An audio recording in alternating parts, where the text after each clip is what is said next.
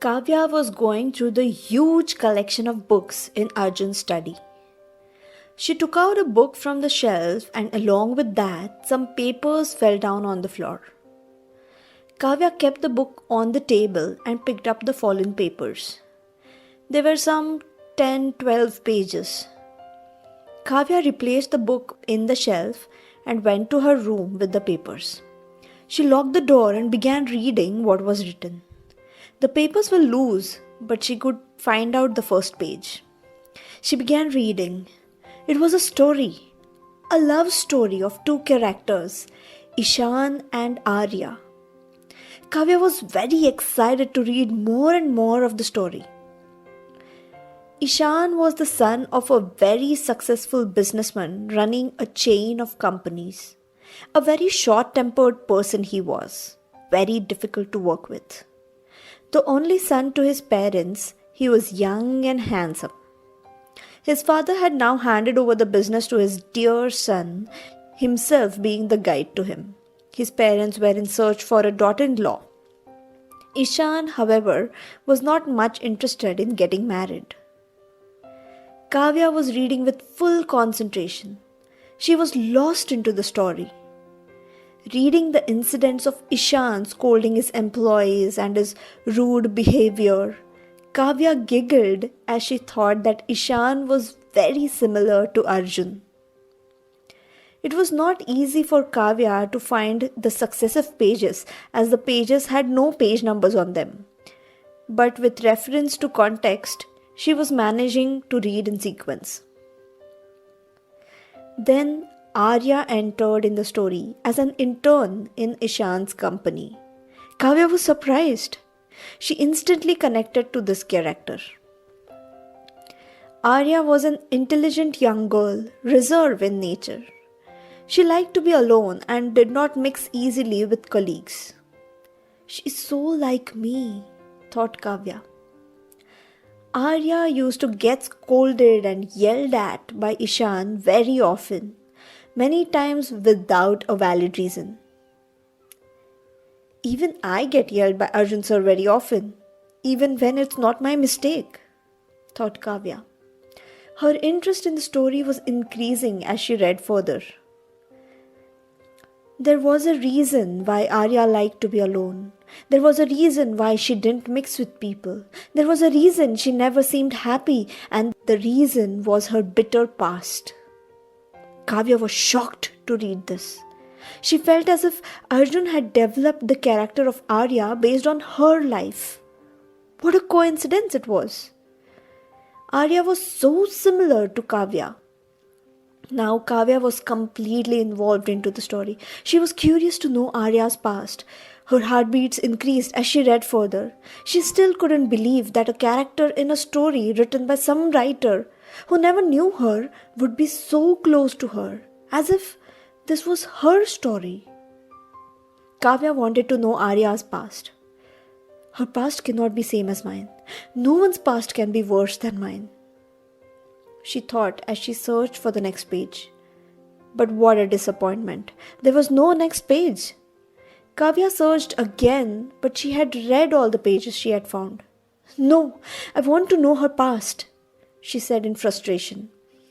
She kept the pages in her cupboard and hurried to Arjun's study. She thanked God that Arjun wasn't there. She looked out for more pages where she had found them earlier. But she didn't find any. She searched the whole shelf. She found many loose papers, but none of them had that story. She wanted to read the story in any case, but it was nowhere to be found. She sat on the chair, helpless. Her eyes watered. She felt as if she had lost something very important. After his visit to College of Arts, Pune, Aman called Arjun to tell him that he did not find anything substantial. Kavya had never told anything about her past to anyone. Neither Mrs. Sharma nor Kavya's colleagues knew anything about her. She never discussed anything except work and would go straight home after the working hours of the college. Aman had got Kavya's current address from Mrs. Sharma.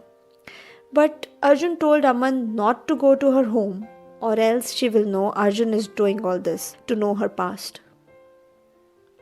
Arjun told Aman to visit the company in Mumbai where Kavya was previously working. He promised to pay all the expenses. Aman left for Mumbai. Kavya was desperate to know what happened further in the story of Arya and Ishan. She finally decided to ask Arjun himself. She went to his room but found the "Do Not Disturb" tag on the door. She cursed her fate as she walked through the passage. She came into the drawing room and found Kaveri Mausi sitting on the sofa, engrossed in solving the crossword in the newspaper. Kavya went and sat on the sofa. Kaveri Mausi asked Kavya for help and they both solved the crossword together. Then they both were chatting in general when Kaveri Mausi told Kavya how she came to live with Arjun. Kavya listened with interest. Kaveri Mausi told that her son and daughter-in-law abandoned her and they settled in the US. She had lost her husband many years ago and now she lost her family too. She had to earn to live. So she began working in an orphanage. There she developed a special bond with a little 3-year-old kid named Arjun. The bond grew stronger as the boy grew up. The boy left the orphanage when he was adopted by the Singhania family. This is how he became Arjun Singhania. He was like her son to her, and she was like his mother. Arjun wasn't happy staying away from Kaveri Mausi. He cried every day remembering her. Though the Singhanias were good people, he never could adjust with them. The death of his parents, the Singhania couple, brought him back to the orphanage and he was happy to be with Kaveri Mausi again. Later he stayed away for his education and there was no contact for years. And then, suddenly one day, there he was, the great writer Arjun Singhania standing at the door of the orphanage longing to meet his Kaveri Mausi. Kaveri Mausi couldn't believe it and she was so glad to see him that she couldn't control her tears of joy. Arjun touched her feet to seek her blessings and took her into his embrace. He had come there to take her with him forever. He completed all the formalities and brought Kaveri Mausi to his home to live with him now on. And since then, Kaveri Mausi stayed with her dear child Arjun. Kavya was amazed to know this. What an incredible story this was. Now she respected Arjun even more. Kavya was walking past Arjun's room when he came out. Without noticing that Arjun wasn't in a good mood, Kavya said, "Sir, I wanted to ask you about the Ishan Arya story. I found some pages in your study and..." "Oh, just shut up. That story is crap, understand? And I've stopped working on it long time ago," said Arjun in irritation. "No, sir, that story is amazing. Why don't we work on that? It would be so..." "Will you stop giving me advice? Why the hell have you come here?" he yelled. "Just leave. Don't stay here. Please go back to your home." Arjun left the place in anger and frustration. Kavya felt bad again. But why was he frustrated? It can't be because she asked him about the incomplete story. Or was it the reason? Kavya saw chunks of crumbled papers all over Arjun's room. She went in and saw that it was about his new story he had discussed with Kavya. Kavya could see that he had started the story many times but discarded it every time. So that's why he was so frustrated. It seemed like he wasn't able to concentrate on his work and he wasn't able to get the output as he wanted. But why does he always tell me to leave? Thought Kavya as her eyes watered. Arjun returned to the bungalow late that night. Kaveri Mosi was awake to serve dinner to Arjun. He ate silently and went to his room.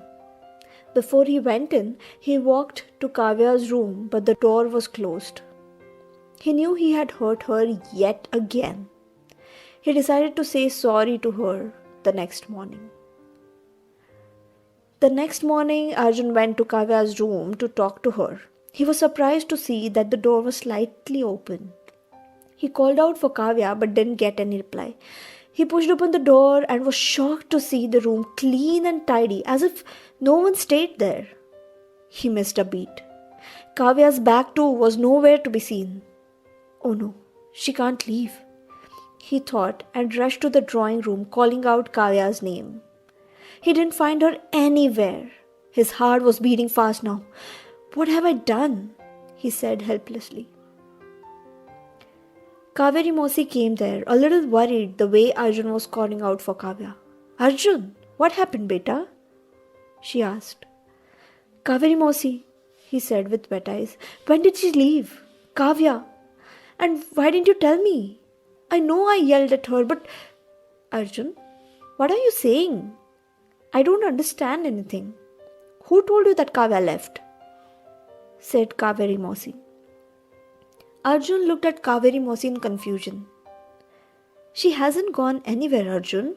Come with me, she said as she took Arjun to the back door. See, there she is. Arjun looked in the direction Kaveri Mosi was pointing and saw Kavya helping Ramu Kaka in planting new saplings in the garden. Arjun was so relieved and so glad to see her. He kept looking at her, smiling with relief. Kavya noticed him and smiled back. That smile of hers told Arjun that she knew he didn't mean what he said to her the day before. Arjun was glad that she understood him. Kaveri Mosi didn't fail to notice Arjun's attraction towards Kavya. She went back to her work happily. Arjun stood at the door looking at Kavya as she and Ramu Kaka worked in the garden. Just then, Arjun's phone began ringing. It was Aman. Arjun went to his room and accepted the call in anticipation. Aman informed Arjun that Kavya was a very sincere employee of the company and her performance was appreciated. She was going to get a hike in her salary too. But she left the job suddenly because her marriage was fixed. What? Marriage? Exclaimed Arjun. But her status in the application was mentioned as single. Did she get married? Asked Arjun. Aman was told by the people in the company that Kavya was very happy and excited about her marriage. She had even invited a few of her friends from the company to her wedding, and they did attend it. So, it was clear that she had got married. Arjun was shocked to know that. Kavya was single now. So, maybe something went wrong with her marriage life? Maybe she was a divorcee? Arjun couldn't stop thinking about all the possibilities. He told Aman to find out where Kavya stayed in Mumbai back then and told him to visit the place and get more information about Kavya. What exactly happened with her? Arjun could only wonder about it now.